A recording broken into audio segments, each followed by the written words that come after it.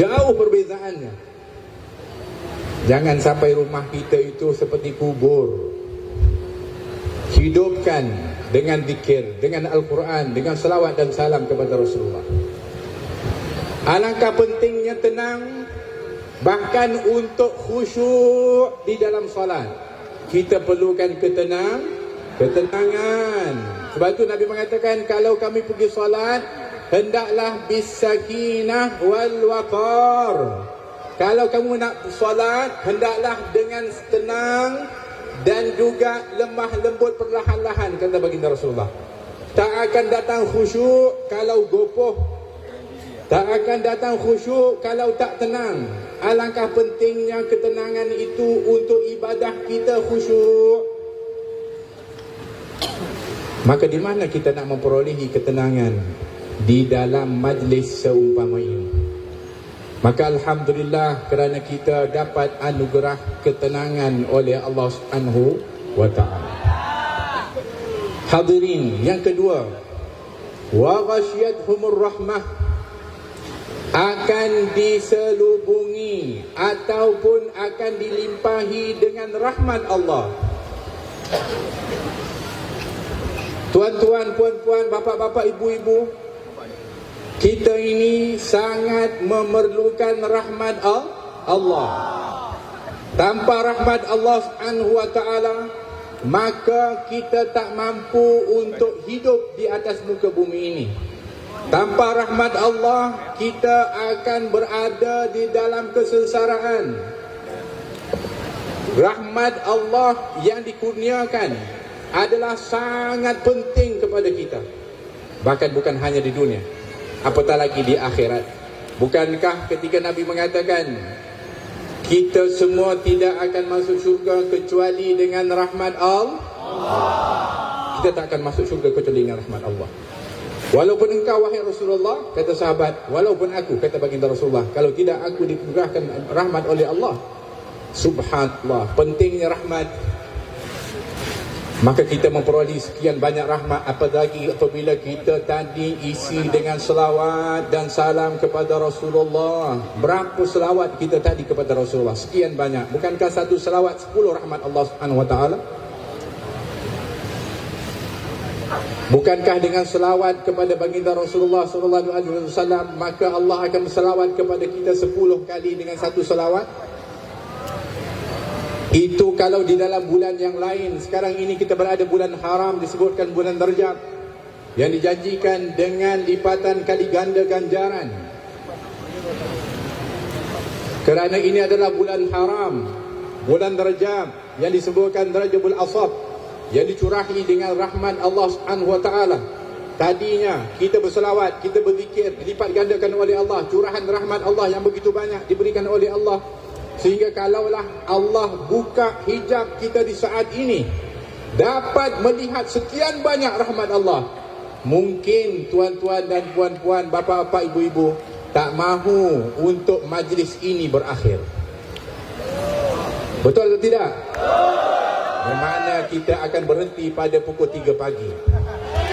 Boleh ke tak boleh? Masya Allah. Ya memang boleh. Bapak-bapak duduk, saya yang berdiri. Ambil bangku. Tuan-tuan, puan-puan, bapak-bapak yang rahmati oleh Allah. Yang ketiga, yang Allah janjikan ketika kita berada di dalam majlis seumpama ini adalah wa hafaz alaihimul malaikah, dinaungi ataupun dinaungi dengan sayap para malaikat. Masya Allah. Sekarang ini bersama dengan kita bukan hanya manusia yang ramai di saat ini, bahkan hadir bersama dengan kita adalah para malaikat. Bahkan dalam Sahih Muslim, Nabi SAW menggambarkan bukan hanya sekadar sedikit, tetapi sangat banyak, sehingga dianya bertumpuk dan bertumpuk sampai ke samai dunia. Sekian banyak malaikat yang hadir di dalam majlis ini untuk menggambarkan betapa besarnya rahmat dan anugerah Allah Subhanahu wa taala kepada kita. Dan itu juga menandakan apa saja doa, permintaan, niat, hajat, tuan-tuan, puan-puan, ibu-ibu, ayah-ayah, bapa-bapa, insya-Allah semuanya dikabulkan oleh Allah Subhanahu wa taala. Kerana malaikat itu akan bawa doa-doa, permintaan, hajat-hajat tuan-tuan, puan-puan, bapa-bapa, ibu-ibu nanti kembali kepada Allah. Dan Allah akan tanya apa yang mereka inginkan. Sehingga kata Al-Habib Muhammad Al-Haddar bahawa majlis umpama ini adalah doanya seperti pos laju. Kerana setelah selesai majlis ini akan terus dilaporkan kepada Allah Subhanahu wa taala. Mudah-mudahan segala hajat kita dikabulkan oleh Allah. Segala urusan kita dimudahkan oleh Allah. Diangkat segala kesusahan kita. Digantikan dengan kebahagiaan oleh Allah Subhanahu wa taala.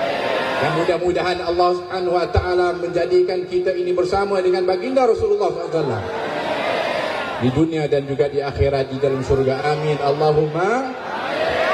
Hadirin yang terakhir, disebutkan di antara yang pasti didapatkan dan keistimewaan ketika duduk dalam majlis umpama ini adalah wa zakarahumullahu fiman indah. Akan disebut nama orang-orang yang hadir satu persatu oleh Allah Subhanahu wa taala. Siapa yang sebut nama kita? Allah Subhanahu wa taala. Akan disebut nama-nama mereka itu oleh Allah di hadapan para malaikat. Akan disebutkan fulan bin fulan, fulanah binti fulan, satu persatu akan disebut oleh Allah Subhanahu wa taala. Bayangkan nama kita disebut oleh Rabbul Alamin. Nama kita disebut oleh Allah. Kalau nama kita disebut oleh seorang pembesar, kita bangga, kita teruja, kita gembira. Kalau nama kita disebut oleh orang yang terkenal, kita akan merasa hebat. Tapi di saat ini nama kita disebut oleh Allah. Satu ketika turun suratul Bayyinah kepada baginda Rasulullah SAW. Lam yakunil ladina kafaru min ahli alkitabi wal musyrikina munfakkina hatta ta'tiyahumul bayyinah. Sampailah akhir diturunkan kepada Rasulullah. Kemudian Jibril mengatakan, wahai Rasulullah Muhammad, Allah Subhanahu wa taala menyuruh kamu untuk menyampaikan surah ini kepada Ubay bin Ka'ab. Maka Nabi keluar mencari Ubay bin Ka'ab radhiyallahu anhu. Jumpa Ubay bin Ka'ab. Nabi mengatakan, wahai Ubay, Allah Subhanahu wa taala menyuruh aku untuk membacakan dan menyampaikan surah ini kepada kamu. Sayyidina Ubay ketika mana mendengar kata-kata Rasulullah, bukan mengatakan surah apa, ayatnya apa wahai Rasulullah, ataupun apakah kelebihannya, apakah itu, apakah ini. Tidak. Yang pertama ditanya oleh Sayyidina Ubay bin Ka'ab radhiyallahu anhu, dia mengatakan, adakah namaku disebut oleh Allah wahai Rasulullah? Adakah namaku disebut oleh Allah ya Rasulullah? Nabi mengatakan, ya, namamu disebut oleh Allah. Mengalir air mata Ubay bin Ka'ab, menangis, terharu. Namanya disebut oleh Allah Subhanahu wa taala. Di saat ini nama kita sedang disebut oleh Allah Subhanahu wa taala. Nama kita sedang dibangga-banggakan oleh Allah kepada para malaikat.